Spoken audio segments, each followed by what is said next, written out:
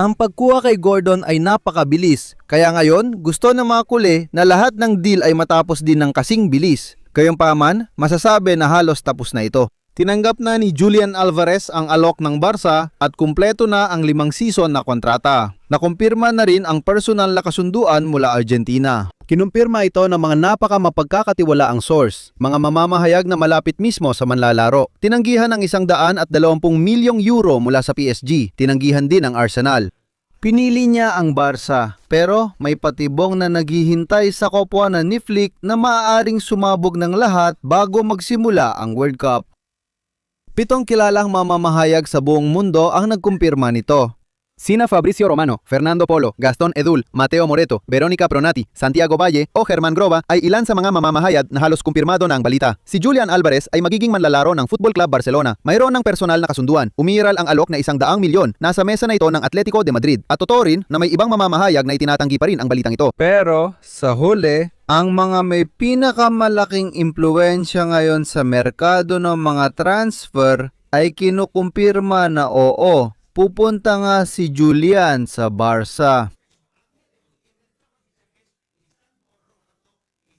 Pero syempre, ang Atletico de Madrid ay naglatag lang ng 3 kondisyon sa mesa na magpipilit sa Barca na gawin ang pinakadesisibong hakbang kay Alvarez. Julian Alvarez. At ang una ay talagang napatahimik si Deco.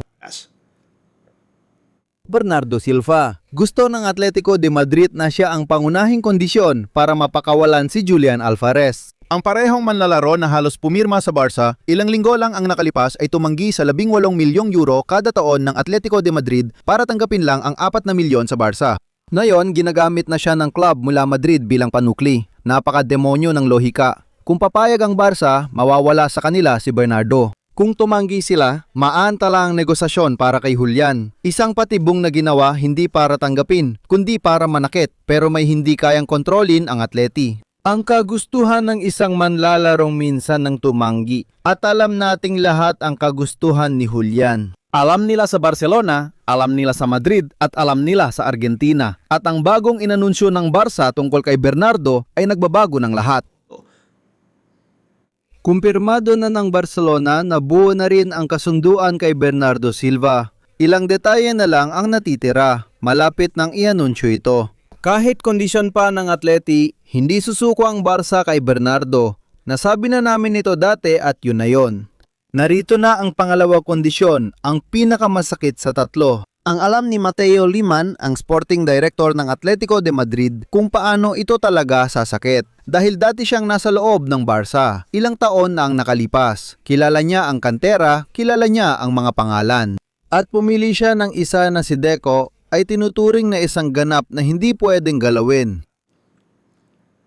Si Marc Bernal, ang midfielder na hinubog sa La Masia, ang napili ng Atletico de Madrid. Hinihingi niya ito dahil alam niyang mapipilit ang tumanggi ang Barca kapag kay Bernal siya humingi. At sa bawat negosasyon, ang kailangan magsabi ng hindi sa isang bagay na masakit ay isang senyales ng kahinaan. Purong chess ito. Sumagot na si Deco. Ganap na hindi pwedeng galawin si Bernal.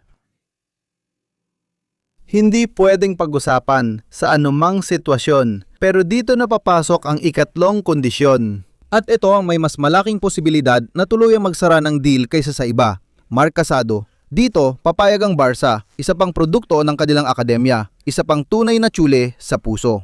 Ang midfielder na nanatili dahil sa dedikasyon. Dahil alam niya na kasama sina Pedri, Gabi, Olmo, De Jong, Fermin at ngayon si Bernardo Silva sa gitna ng field, ang mga minuto sa laro ay magiging isang pribilehiyo na walang makakapaggarantiya sa kanya. Alam ito ng Atletico, hinihingi nila siya at ginagamit nila ito sa negosasyon. Pwede bang isama ng Barca sa transaksyon? Oo, pero sa ilang partikular na kondisyon lang. At sa ngayon, nakapag-desisyon na si Flick sa loob ng koponan na nagpapaliwanag kung bakit si Casado lang ang may totoong puwang para maigalaw sa negosasyong ito. Nakita nyo kamakailan na interesado ang Monaco kay Marc Casado, pero hindi natuloy ang transaksyon. Malinaw din ang sinabi ni Flick kay Deco. Kailangang magbigay ng puwang bago may dumating. Ayaw niya ng bituing siksikan, importanteng manlalarong naka-bench lang at mga taong gustong maging starter na nag-iingay sa koponan. Gumagawa ng ingay bawat linggo dahil hindi sila naglalaro. Humiling siya ng dalawang malinaw na pag-alis. Ang una, alam mo na. Ikagugulat mo ang pangalawa dahil apektado ang manlalarong hindi pinag-uusapan. Pagdating ni Gordon sa kaliwa, hindi gagalawin si Lamine sa kanan. May bigat si Rafinha sa team. Para ka nag-iipon ng ika-5 o ika-6 na winger na laging nasa bangko bawat linggo. Ang manlalarong may ganong antas at estilo na lading nakabangko ay parang bumbang pwedeng sumabog anumang oras sa locker room. Nakita at sinabi na ito ni Flick. Pangalawa namang aalis si Bargi, ang 18 anyos na Suweko. Si Lamine ang nangingibabaw sa kanan at sa Europa. Wala siyang papel. Ganon talaga. Mas makakabuti sa kanya ang sigurado at tiyak na pagpapahiram kaysa laging nanonood lang ng laro. Bumabalik tayo kay Casado. At sa pinakamahirap na desisyon na kailangan gawin ni Deco ngayong tag-init. Kung kailangan ng negosasyon para kay Julian ng isang piraso mula sa Barca para ma-unlock ito.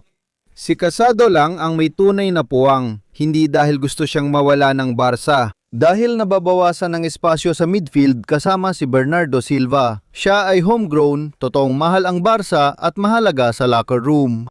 Halos magsara na ang puwang niya sa sports. Ito ang pinakamahirap na desisyon ni Deco. Bukod dito, nakablock pa rin ang negosasyon. May agaran dahilan kung bakit kailangang tapusin ito ng Barca bago Hunyo 11. Isang dahilan na may pangalan, apelido at suot na uniforme ng Argentina. Kung si Julian ay makarating sa World Cup bilang Barca player, sarado na ang presyo. Kung mapunta siya sa Atletico de Madrid at maka-score ng 3 goals sa torneo, tataas ang presyo at bonus. May punto ang Atleti dito. Pabor sa kanila ang oras kung tatagalan nila ang transaksyon. Kaya sobra ang mga kondisyon at matigas ang pampublikong paninindigan nila. Sinabi ni Cerezo sa isang pampublikong okasyon na maglalaro pa ng maraming taon si Julian sa Atleti. Pero sa pribado, alam ng lahat sa club na halos imposible na mapanatili ang isang manlalaro na formal lang nagsabing ayaw na niyang mag-renew. Sa katagalan, halos imposible ito. Si El Cholo ang mas nakakaalam ito kaysa kanino man. 15 taon na siyang namamahala ng locker room. At alam niya kung ano ang nangyayari kapag ang isang mahalagang manlalaro ay may ibang iniisip. 3 taon na ang nakalipas, hindi kaya ng Barca ang operasyong ito kay Julian Alvarez dahil wala silang pera at fair play. Hindi nila kayang kunin ang manlalarong nagkakahalaga ng 100 at 20 milyong euro habang nakuha si Bernardo Silva ng libre at si Gordon ng 70 milyon. Ang Barca na yon ay kaya na. 385 milyong magagamit, higit sa 1,000 milyong taon ng kita, naayos na ang fair play. Nililinis ang wage bill sa pag-alis ni Ansu, Ter Stegen at Bagi. Ito ang pagkakaiba. At may isang bagay na nagpapatunay na iba na talaga ngayon kumpara sa dati. Naayos ang deal kay Gordon sa 4 na oras, kahit sabi ng Barca, imposible ito. Pinili ni Bernardo ang 4 milyon ng Barca kaysa 18 milyon ng Atleti. Tinanggihan ni Julian ang PSG at Arsenal para maghintay. Hindi to swerte, kundi proyekto.